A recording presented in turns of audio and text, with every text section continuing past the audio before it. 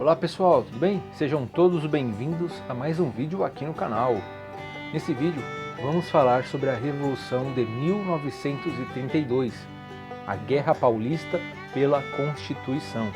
Em 1932, o Brasil viveu o seu último grande conflito armado interno. A cidade de São Paulo se transformou em um campo de batalha. Aviões cortavam o céu, barricadas eram erguidas e milhares de brasileiros pegavam em armas. Tudo isso por uma Constituição. Mas como chegamos a esse ponto? Por que uma revolução foi iniciada por São Paulo contra o governo de Getúlio Vargas? E o que realmente estava em jogo?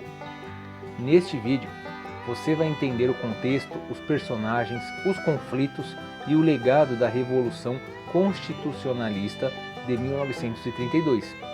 Um dos episódios mais marcantes da nossa história republicana. Tudo começou com a Revolução de 1930, que tirou o poder da tradicional elite cafeeira, mineira e paulista e levou Getúlio Vargas ao comando do Brasil. Ele assumiu a presidência sem ter sido eleito, fechou o Congresso Nacional e passou a governar por decretos. A política do café com leite, que alternava presidentes paulistas e mineiros, foi desfeita.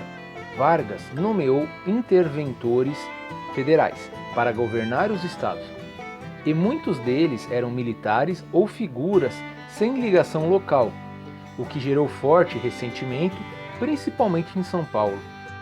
Além disso, o colapso do preço do café após a crise de 1929 abalou profundamente a economia paulista. A elite local se sentia prejudicada e sem voz no novo governo.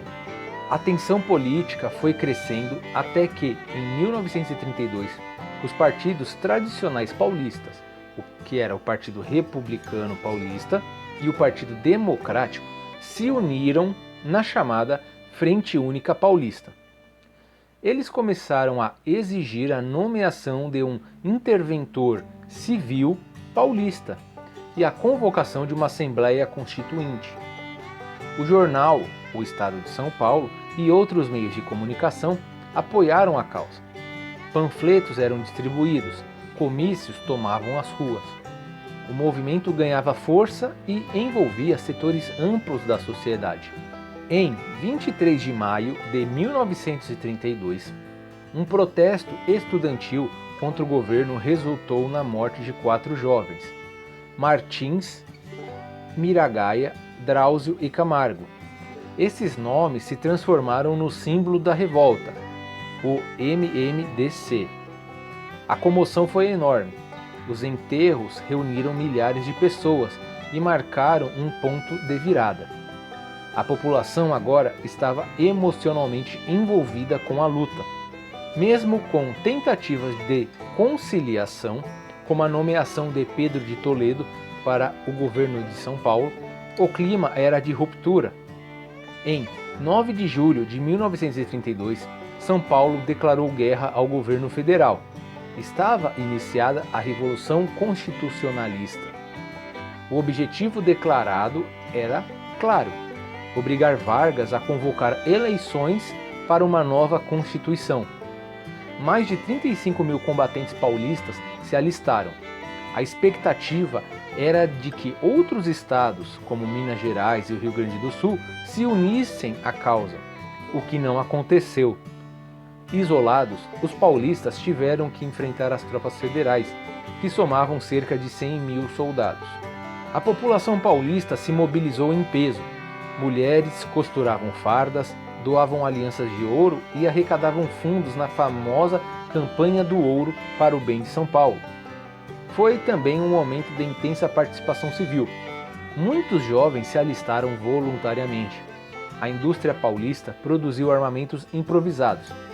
Surgiram batalhões formados por estudantes, jornalistas, funcionários públicos, entre outros.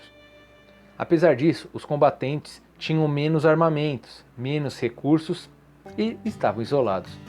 A guerra logo se mostrou extremamente difícil. Os combates aconteceram principalmente nas fronteiras de São Paulo com outros estados, como Minas Gerais, Paraná e Mato Grosso. As tropas paulistas resistiram bravamente em diversas frentes, mas o governo federal bloqueou o Porto de Santos, sufocando a economia do estado. Aviões federais bombardearam posições paulistas. A luta foi intensa e causou a morte de 900 combatentes, embora esse número possa ser maior. Em 2 de outubro de 1932, após quase 3 meses de guerra, São Paulo se rendeu. Militarmente, a revolução foi derrotada, mas politicamente o cenário era outro. Vargas percebeu que não poderia continuar governando sem dar uma resposta à demanda constitucional. Em 1933, foi convocada uma Assembleia Nacional Constituinte e no ano seguinte foi promulgada a Constituição de 1934, que trouxe avanços importantes como o voto feminino. Também teve a criação da Justiça Eleitoral e das bases da futura CLT. Apesar da derrota, a Revolução de 1932 ficou marcada por um momento de luta pela legalidade e pela autonomia estadual. Em São Paulo, o dia 9 de julho virou feriado estadual. Foi construído o Obelisco do Ibirapuera, que guarda os restos mortais dos combatentes do MMDC. Ruas, escolas e viadutos levavam nomes dos heróis de 32. A Revolução entrou para a memória paulista como um símbolo de resistência e defesa da Constituição. Se você gostou desse vídeo, então pedimos que curta o vídeo, se inscreva aqui no canal e compartilhe esse conteúdo com outras pessoas. E se quiser sugerir algum conteúdo, pode escrever nos comentários. Obrigado pela sua atenção, pessoal, e até o próximo vídeo.